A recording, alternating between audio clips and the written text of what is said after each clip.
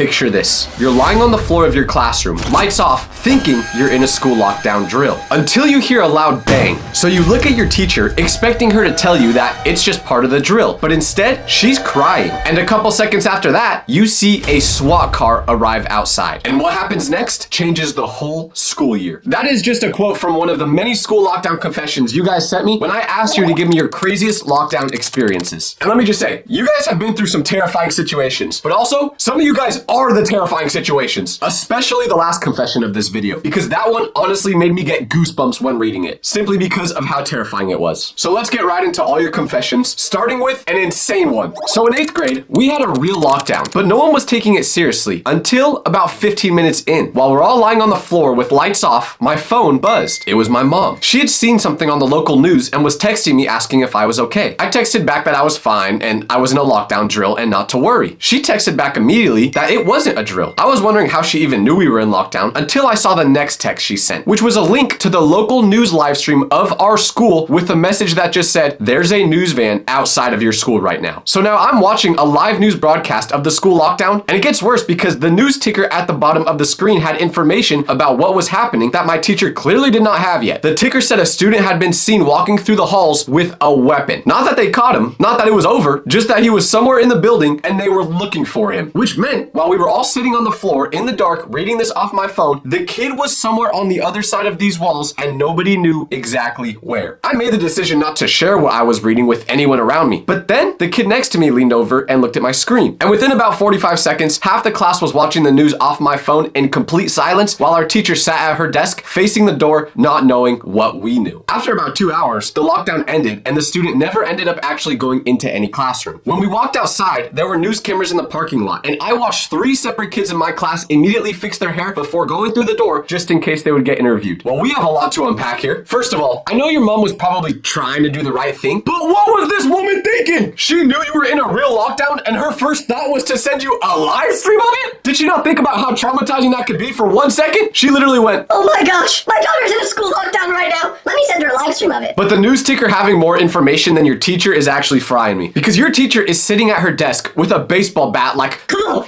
I'm ready to protect these kids." Meanwhile, the entire class is on the floor getting real-time updates about what is happening. But somehow, the best part of this whole story is that after such a traumatizing experience, some students still thought to themselves, "Let me fix my hair just in case I get on the news." Let's be real. All of us watching would have done the exact same thing. So, well, we can't even judge. Now, this next story makes me think that somehow the students at this school were the smartest people in it, not the teachers. And it begins like this. At my school, the lockdown alarm and the fire alarm sounded almost identical, and teachers had been complaining about this for years. This was just an inconvenience until the day there was actual smoke coming from the chemistry classroom. The fire alarm went off, and immediately the whole school split into 2 completely different responses depending on which classroom you were in. Half the classes recognized it as the fire alarm, followed fire drill protocol, and started calmly evacuating students outside. The other half heard the same sound, thought it was the lockdown alarm, barricaded their doors, and hid. So for almost 30 minutes, you had one half of the school standing in the parking lot while teachers tried to figure out if there was an actual fire. And the other half were pressed against walls in darkened classroom, fully convinced there was an active intruder on campus. And keep in mind, smoke was filling through the vents at this time. The fire department arrived to find students on the lawn and couldn't understand why half the building was still sealed off from the inside. They had to go room to room knocking on barricaded doors to evacuate the lockdown classes. The alarms were replaced the following month. It only took 4 years of complaints and the school almost catching on fire to finally make it happen. I can't even lie, this is actually hilarious because just picture it. There's quite literally a fire starting in the building you're in and you're just chilling in your class in the dark like, "Hey, since we're gonna be in lockdown for a while, does anyone want to play Clash Royale?" I am also a person who ignores problems until they become significantly worse problems. Like I haven't washed my underwear the past 3 times I've worn them because I'm just waiting till they smell super bad to do it.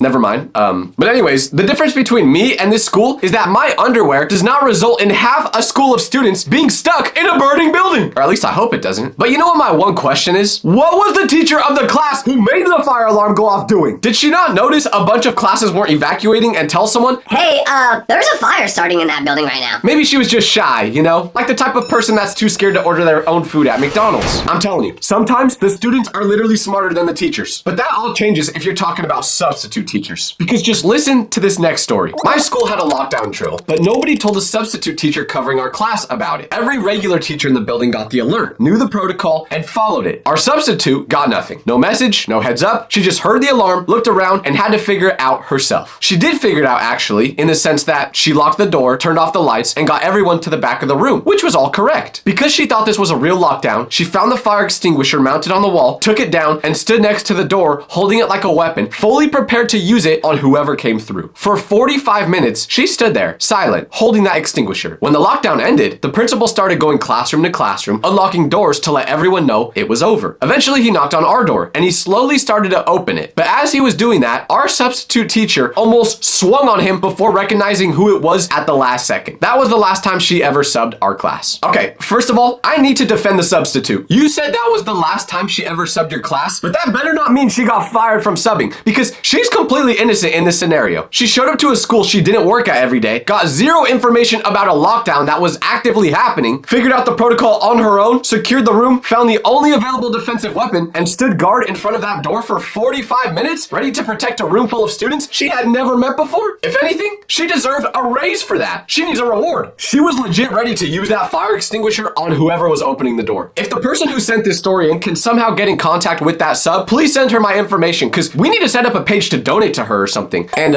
also, if you can get in contact with that sub, show her my social media accounts. She kind of sounds like my type. Matter of fact, if any of you out there got teachers who you think would be a good fit with me, show them my social media accounts. I'm desperate. Okay, moving on. In 10th grade, a kid in my school forgot his science fair project in his locker over the weekend. The project was a working circuit board with a timer, wires, and a battery pack attached. I feel like I know where this is going. Which he built to demonstrate how electrical timing systems work.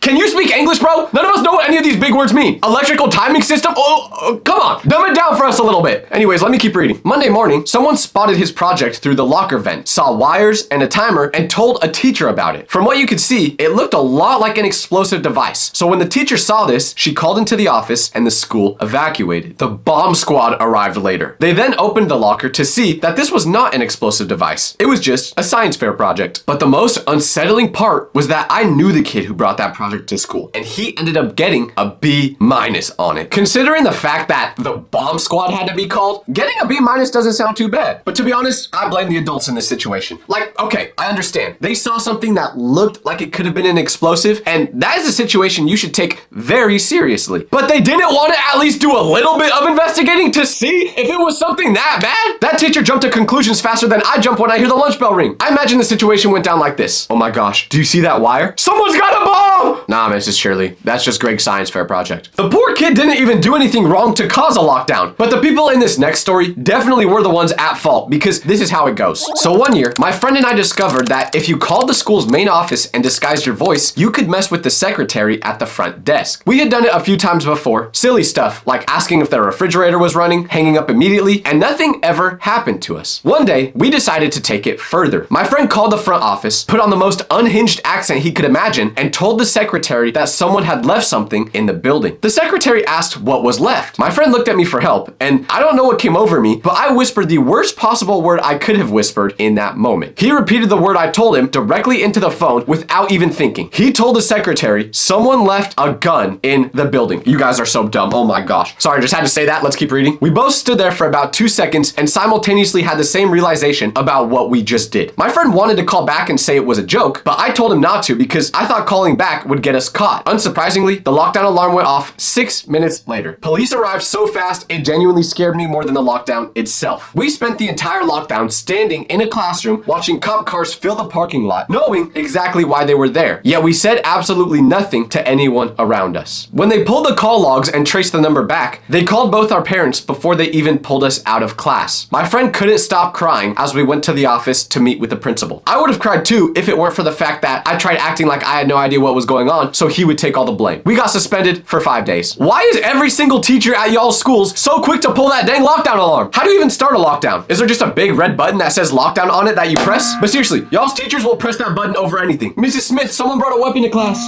There's a student throwing milk bottles around the cafeteria. Jerry just farted in math class and it smells really bad. Not on my watch. I don't know whether I respect the fact that you tried blaming it all on your friend, or if I should despise you for it, because low-key, I would have done the same thing. Let's be real. Like, I'm trying to risk my future for this when my homie could just take the fall. We've only known each other for like 9 years. We ain't that close anyway. I'm curious, would you guys sell out your friend to get out of this situation? I don't know why I'm even asking this. Y'all are just gonna lie in the comments like you're this perfect person and be like, I would never switch up on my friend. Just be real, come on. You know you would do it. Does anyone else have that one friend that has the worst luck ever? Like every time you hang out with them, you're low-key waiting for some disaster to happen. And it's always completely random stuff. They'll just be walking outside and somehow an icicle falls off a roof and concusses them. Or they'll sit down at a restaurant and the chair randomly collapses like it was held together by glue sticks. I remember one time, my friend slipped on a wet grocery store floor because there was no warning sign anywhere. And they tried catching themselves on the shelf, which then caused a bunch of cans to fall directly onto them too. He just couldn't catch a break. But honestly, as funny as those situations sound when you tell the story later, getting injured because somebody else was careless may actually become serious really fast. Hospital bills, missing work or school, all that stuff adds up fast. There's a reason why your friend's life feels like a deleted scene from Final Destination. Just like there's a reason why Morgan & Morgan is America's largest injury law firm. If you're ever injured because of someone else's negligence, you can check out Morgan & Morgan. They've been fighting for the people for over 35 years and have recovered over $30 billion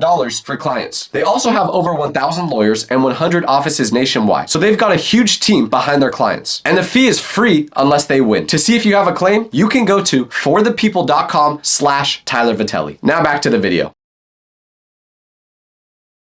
The one thing I've learned from these scenarios so far is that you gotta be careful what you say, because that was ultimately the downfall of the person in this next story, which goes, in 9th grade, a kid in my school was venting, and I mean venting, to his older brother in their family group chat about a teacher he could not stand. My brain is so fried that when I read venting for the first time, I thought you were talking about Among Us. I didn't think you meant complaining. He said things in that message like, I hate this teacher and she is the worst person I could ever imagine. Just know what that message contained is something that could definitely cause a school lockdown. He sent the message, put his phone down, and went back to paying zero attention in class like normal. He had not sent that in his family group chat. He sent it to the class group chat. But the worst part, he sent that message while in that history class. All of us in class started looking at each other, and eventually one of us showed the message to the teacher. The guilty student found it had gone to the wrong group chat when our teacher stood up from her desk in the middle of a lesson, stared him in the eyes, and then walked to the door with the kid who showed her the message, opened it, and left the room without saying a single word. The class sat in silence for about 30 seconds before someone looked at the group chat and put it together. The kid looked at his phone, saw what he had done, and just slowly put his head down on the desk. The teacher then came back in the room and told the student who sent the message to go to the office. And when he got there, police officers were waiting for him to explain the situation. He would end up getting suspended for this. I've gotten worse punishments from my mom just for saying things to her when I was angry. Does this even count as a lockdown story though? The situation is still crazy. But what makes it so funny is that if he accidentally sent it to a group chat of his friends or maybe his basketball team, he probably would have been fine. He sent it to the group chat of the class he was literally in. I don't know if that's just karma for sending such an out-of-pocket text, but it sure does feel like it. The part that's really starting to concern me is that most of these lockdowns were being caused by you guys. I thought these stories you were gonna send in would just be you experiencing these lockdowns, but nah, you're the ones causing them. And that just gets even worse with this next story, which goes, my friend grabbed my phone as a joke while I wasn't looking and sent a ransom note text to my mom from my number while we were at lunch. I didn't even know he had done it. I didn't know any of this happened until it was already too late to stop it. Because the one thing my friend didn't realize about my mom was that she does not know how to detect sarcasm. So she received the message and called the school explaining the situation. I was just sitting at lunch completely unbothered while my mom was on the phone with the front office describing the message my phone had just sent her. The school called the police, and within the next 10 minutes, we were in full lockdown. And I'm sitting in class watching police cars pull into the parking lot with absolutely no idea what is happening. Because at this point, I still didn't know my friend sent that text. That's it. That's where the story ends. They didn't tell me what happened next, didn't give me a resolution, nothing. About halfway through reading this, I kept asking myself, did whoever sent this story in just make it up? And the fact that they didn't tell me how this situation all ended makes me really think they did. They were definitely just like, okay, and then let's say police cars pulled in. Yeah. And then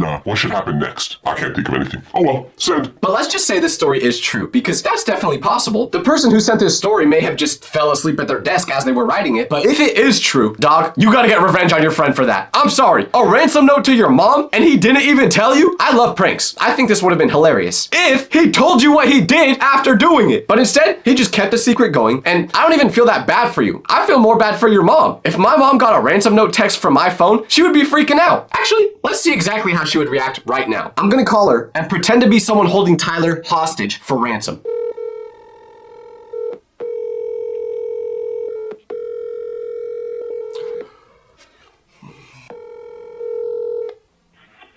Great, thanks for calling. Okay, whatever.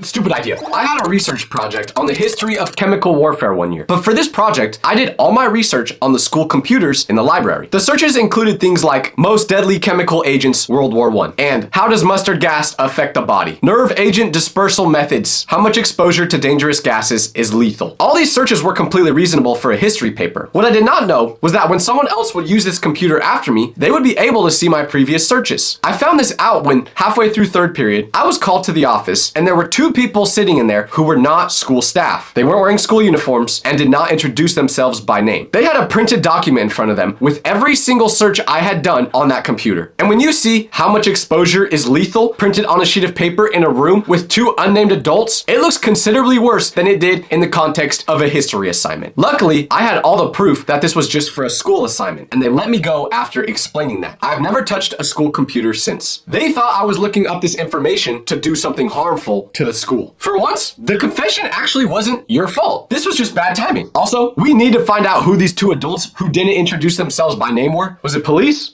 Is someone higher up? The way you're describing them, I'm starting to think this was the mob. I hope you found out whoever used that computer after you and reported what you said, because there's a small part of me that feels like they were just out to get you. I mean, sure, those searches do seem bad without any context, but the context is that you're in school. I mean, there's probably some weird things being searched on that computer that aren't for school assignments too, but that's a video topic for another day. Most school lockdowns literally just start because of a misunderstanding. Like, just listen to this next one. So in 7th grade, I got to school early on a rainy day, and I had one of those big umbrellas, the kind that's like 4 feet wide. I was walking down the empty hallway, still half asleep, and I had it over my shoulder like a baseball bat because I was too tired to hold it properly. A staff member saw me from the other end of the hallway, saw a figure walking towards him with what appeared to be a large object over his shoulder, and by the time I turned the next corner, he had already called something in on his radio. Just like that, we were in full lockdown before first period even started. I sat in homeroom for 2 hours listening to police sweep the building looking for someone carrying a weapon. The weapon was my umbrella. It was in my locker. It was still wet. I didn't even realize that this was the reason we went into lockdown until the staff member described what I looked like to one of the teachers and they were able to point me out. I had to go to my locker, show them the weapon they were referring to before being let go and lockdown ending. I'm telling you guys, these people at schools have got a vendetta against you. They're trying to get you in trouble. There's no other explanation for all these school lockdown scenarios. Surely this staff member didn't just see a student on a rainy day with something on their shoulder and their first thought was, yeah, that's a weapon. Instead of, oh, I don't know, maybe that's just an umbrella? Who's working at these schools, bruh? Is it Denzel Crocker from Fairly Odd Parents? That's the only teacher I could think of who would be evil enough to do this. Now this next story gets very dramatic and it starts with this. I need to confess something I have never told a single living person, and I'm only saying it now because I genuinely cannot carry it anymore. In 6th grade, our school went into a real lockdown, not a drill. And we were all under our desks in complete silence. Lights off, door locked, nobody moving. But my stomach was not okay that day. I don't know what I ate the night before, but it was fighting against me. I felt a fart coming about 3 minutes into the lockdown, and I fought it with everything I had. I clenched, I shifted positions, I pressed myself hard into the floor. None of it worked. Eventually, the fart came out, and it was not quiet. It was the kind of sound that in any other situation would have gotten a laugh. But in this situation, in complete silence, during a real lockdown, it sounded like a small explosion. My teacher's head spun around so fast, I thought it was gonna come off. And when I looked up, every single person under those desks was staring directly at me with a look of severe anger. So I did the only thing I could do in that moment. I looked directly at the kid next to me and slowly shook my head like I was disappointed in him. He couldn't defend himself. Nobody could say anything. So he took the blame in silence.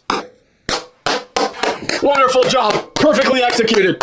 Fair play. That's all I can say. Fair play. Honestly, if you're the student this girl blamed in this scenario, all you can do is tip your cap to her. She did the perfect thing. She looks at you and starts shaking her head as if it's your fault. And what are you gonna do? You can't say it wasn't you because you can't talk while you're in a lockdown. You just have to sit there and accept it. Can't even get mad. That was wild. But I don't even know how to introduce this next story. All I can say to you guys is buckle up. So in 8th grade, we had a real lockdown and no one was taking it too serious until we were about 15 minutes in and we heard a loud bang. Not like a distant sound, it was close. Somewhere in the building. Our teacher's head snapped toward the door and she held her hand up without saying anything. And nobody breathed for about a full 10 seconds. Then it happened again. 2 more bangs, one after another, from somewhere down the hallway. I don't know who started crying first, but once one person started, it moved through the room like a wave. And within about 30 seconds, there were kids crying who I genuinely did not think were capable of crying. Like people who had never shown a single emotion in all the years of school I've been with them. But the thing that made it worse was our teacher. Because up until that that point, she had been holding it together. But when she heard those bangs, something shifted in her face, and she couldn't hide it fast enough. Her hands were shaking. She kept looking at the door and then looking back at us and then looking at the door again. And when your teacher is scared, you are terrified. Then someone crawled to the window to look outside and whispered that there was SWAT vehicles in the parking lot. Not police cars, SWAT vehicles. And that information went around the room in about 4 seconds. And the crying that was already happening got significantly worse. We sat like that for almost 3 hours. Finally, after what felt like literally days, someone came over the intercom and said the situation had been resolved. It turns out someone brought a weapon to school, but it was taken care of before it became anything bad. But I remember sitting down in my next class and staring at the board for the entire period without hearing a single word the teacher said because of how traumatizing it was. To be honest, I don't even know what to say about this one. After reading your confessions, I'll usually try to give some funny commentary that isn't actually funny, but I'm trying my best. But for this scenario, that sounds actually traumatizing. So I'm not gonna make any jokes. All I'm gonna say is, teacher, you were crying? Listen, I get that the students started crying, but you're supposed to be the one to show them that everything is gonna be okay, not make it worse by breaking down. I know the situation is scary for everyone, but you can't let them know that. Just imagine being in a school lockdown like, guys, are we gonna be okay? I don't know. Let's ask the teacher. We're not gonna make it. Oh my gosh, we're cooked, aren't we? This is why I'll never become a teacher, because I know I'd be crying if I was in that situation too. And also, I never graduated college, so I'm technically not allowed to become a teacher. That's why instead, I chose the career of embarrassing myself on the internet.